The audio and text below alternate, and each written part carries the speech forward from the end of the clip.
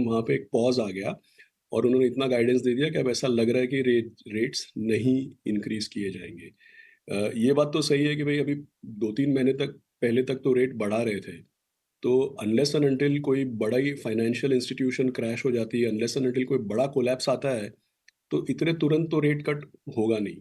तो rate hikes के बाद थोड़े समय के लिए उन रेट हाइक्स का असर पूरा महसूस हो आर्थिक व्यवस्था में, इसलिए अमेरिका में थोड़े समय के लिए पॉज़ रहना लाज़मी है और अ, आगे जाकर के 2024 के सेकंड हाफ में कभी ना कभी रेट डिक्लाइन होने की भी पॉसिबिलिटीज़ है।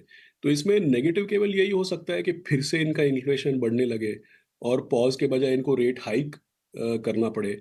ये नेगेटिव हो सकता है लेकिन इसकी प्रोबेबिलिटी ऐसा जान पड़ता है इसकी प्रोबेबिलिटी बहुत कम है।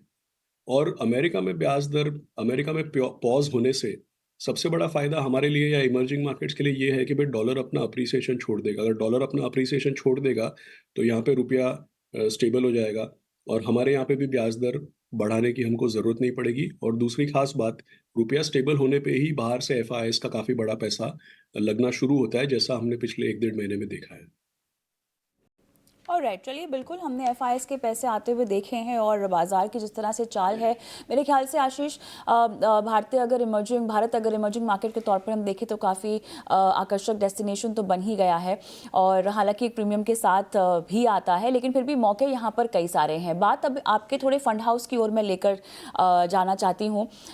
2024 में आपके फंड हाउस का नज़रिया और नज़र कहाँ रहेगी, किस स्पेस पे रहेगी, क्या फंड लॉन्चेस होने वाले हैं, भारतीय निवेशकों को एक कदम और उनकी वित्तीय साक्षरता की ओर आप कैसे ले जाना चाहते हैं?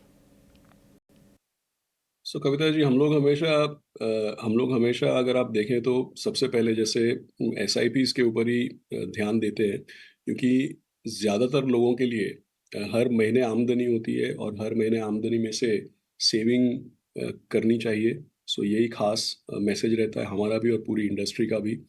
तो जब से हमारे फंड हाउस की शुरुआत हुई है, तब से हमने इनफैक्ट मैक्सिमम इनफ्लो अगर हम बताएँ तो हम लोगों ने एसआईपीज़ और सिस्टमैटिक ट्रांसफ़र के द्वारा ही देखा है और मार्केट के ऊँच-नीच को लेकर के पिछले डेढ़ साल में इसने इन्वेस्टर्स के लिए और निवेशकों के लिए भी काफ़ी अच्छा रिज़ल्ट प्रोड्यूस किया है। आने वाले साल में तो एक तो ये फ़ोकस बरकरार रहेगा। दूसरी बात स्कीम्स के बारे में अगर देखें, तो पिछले 1 डेढ़ साल में हमने सारे डाइवर्सिफ़ाइड फंड्स लॉन्च किए हैं, जैसे फ्लेक्सी कैप है, मिड कैप है, लार्ज एंड मिड कैप है, इस तरीके के। लेकिन और हाइब्रिड फंड्स भी लॉन्च किए। लेकिन आगे जाकर के जैसे जनवरी फरवरी के महीनों के शुरुआत से हम थीमैटिक फंड्स की प्लानिंग करेंगे। जैसे फॉर एग्ज़ाम्पल लार्ज कैप की बात होती है, उसी तरह से बड़े बैंक्स की बात होती है। तो सबसे पहले तो जनवरी में हम बैंकिंग एंड फाइनेंशियल सर्विसेज का फंड लाने की प्लानिंग कर रहे हैं। तो मिड जनवरी में ज़रूर ये फंड आएगा और फिर आगे जाकर के सब्जेक्ट टू जैसे हमारे यहाँ पे सेबी अप्रूवल लेना अनिवार्य होता है कंपल्सरी, उसके बिना हम फंड्स लॉन्च नहीं करते हैं। तो उसके बाद रेगुलेटरी अप्रूवल मिलने पर दूसरे थीमेटिक फंड्स जैसे फार्मास्यूटिकल एंड हेल्थ केयर है, फिर जैसे अगर आप देखें तो डिजिटल, कंज्यूमर, तो जहाँ-जहाँ पे भी पिछले 2 साल में अंडर परफॉर्मेंस आया है, financials, pharmaceuticals, consumer, IT and digital